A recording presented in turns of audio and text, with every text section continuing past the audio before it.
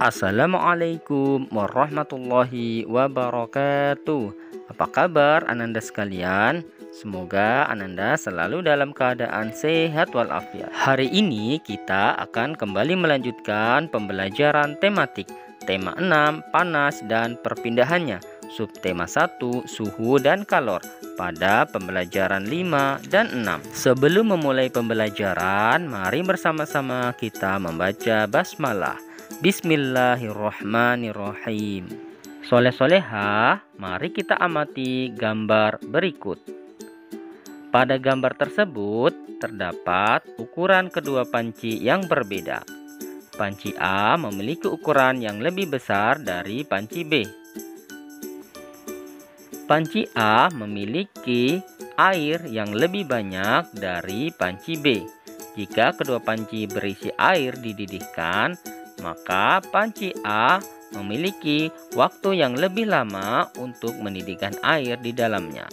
Hal ini dikarenakan adanya hubungan antara energi panas yang dibutuhkan untuk mendidihkan air di dalam panci tersebut. Air mendidih pada suhu 100 derajat Celcius. Semakin lama air mendidih, maka energi panas yang dibutuhkan semakin banyak. Nah, selanjutnya Ananda sekalian, mari kita berlatih untuk mencari tahu manakah dari kegiatan berikut yang membutuhkan energi panas atau kalor lebih banyak. Kita akan memberi tanda centang pada kotak yang telah disediakan. Kegiatan yang pertama, mengeringkan pakaian yang sangat basah dan mengeringkan pakaian yang setengah basah. Ya, benar sekali. Jawabannya adalah mengeringkan pakaian yang sangat basah. Kegiatan berikutnya, mengeringkan sapu tangan basah dan kain yang tipis, dan mengeringkan handuk basah yang tebal.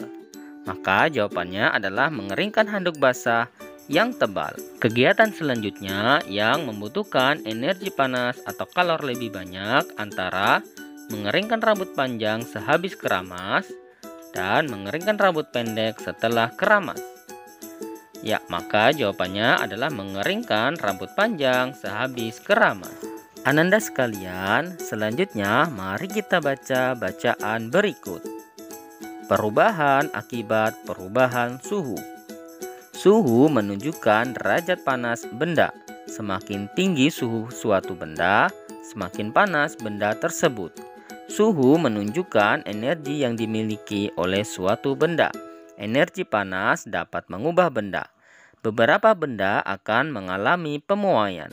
Pemuaian panas adalah perubahan suatu benda yang dapat menjadi bertambah panjang, lebar, luas, atau berubah volumenya karena terkena kalor atau panas. Tetapi sebaliknya, benda dapat mengalami penyusutan. Penyusutan adalah perubahan suatu benda yang menjadi berkurangnya panjang, lebar, dan luas karena terkena suhu dingin. Pemuaian dan penyusutan bisa terjadi pada logam, udara, dan air. Nah, selanjutnya untuk menambah wawasan Ananda sekalian, Ananda dapat membaca bacaan tersebut di halaman 26 dan halaman 27. Soleh-soleha, berikutnya amatilah kedua gambar berikut. Apa yang kalian dapat katakan mengenai kedua gambar tersebut? Menurut kalian, apakah yang terjadi pada gambar pertama dan kedua? Apakah kalian pernah mengalami berada pada kedua situasi tersebut? Apa yang kalian rasakan? Diskusikanlah hasil pengamatan dan pengalaman kalian dengan orang tua kalian di rumah. Soleh-soleha, selanjutnya mari kita amati bacaan berikut. Tanggung jawab warga negara. Pernahkah kamu mendengar kata-kata bijak berikut? Maju mundur suatu bangsa tergantung tanggung jawab warga negaranya. Apakah yang dimaksud dengan tanggung jawab? Menurut Kamus Besar Bahasa Indonesia, tanggung jawab adalah keadaan untuk menerima akibat dari perbuatan, baik yang dilakukan sendiri maupun yang dilakukan bersama dengan orang lain. Oleh karenanya, tanggung jawab warga negara berhubungan dengan perannya di dalam masyarakat. Tanggung jawab warga negara terhadap bangsa dan negaranya dilaksanakan dengan cara melakukan hak dan kewajibannya sebagai warga negara. Pelaksanaan hak dan kewajiban warga negara harus sesuai dengan Undang-Undang Dasar Negara Republik Indonesia tahun 1945. Apa saja tanggung jawab warga negara Indonesia? Warga negara Indonesia antara lain mempunyai tanggung jawab untuk memahami dan mengamalkan nilai-nilai dalam sila-sila Pancasila. Warga negara Indonesia juga bertanggung jawab untuk menjaga persatuan dan kesatuan bangsa agar tidak terpecah belah. Sebagai seorang siswa, kamu pun memiliki tanggung jawab. Salah satunya adalah dengan menaati peraturan yang telah ditetapkan, baik oleh sekolah maupun oleh negara, sesuai peranmu sebagai seorang siswa. Peraturan sekolah harus sejalan dengan nilai-nilai yang terkandung di dalam sila-sila dalam Pancasila. Peraturan sekolah juga harus sejalan dengan peraturan dan undang-undang yang berlaku di Indonesia. Seorang siswa hendaknya bertanggung jawab untuk mengamalkan nilai-nilai dalam Pancasila. Nilai sila pertama, ketuhanan yang Maha Esa, dengan menunjukkan rasa hormat kepada teman-teman yang berbeda keyakinan dan dengan menjalankan kegiatan keagamaan sesuai dengan keyakinannya. Nilai sila kedua, kemanusiaan yang adil dan beradab, dengan menunjukkan rasa peduli kepada sesama manusia dimanapun berada.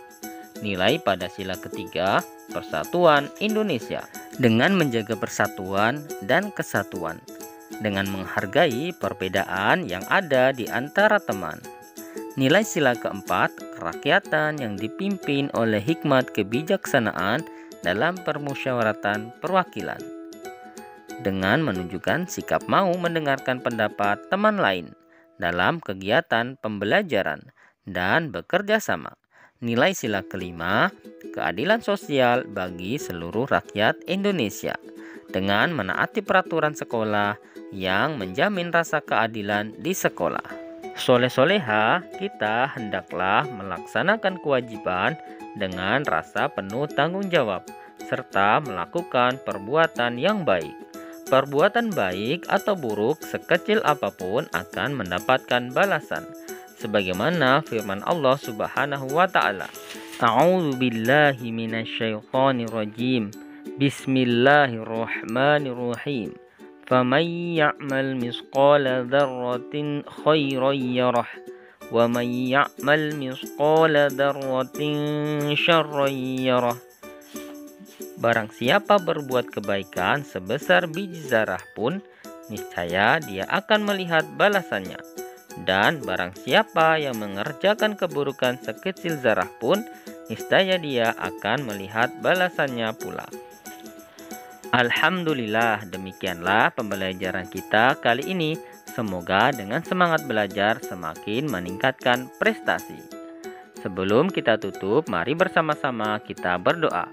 Alhamdulillahirabbil alamin. Subhanakallahumma wa bihamdika asyhadu an la ilaha illa anta astaghfiruka wa atubu ilaik. Wassalamualaikum warahmatullahi wabarakatuh.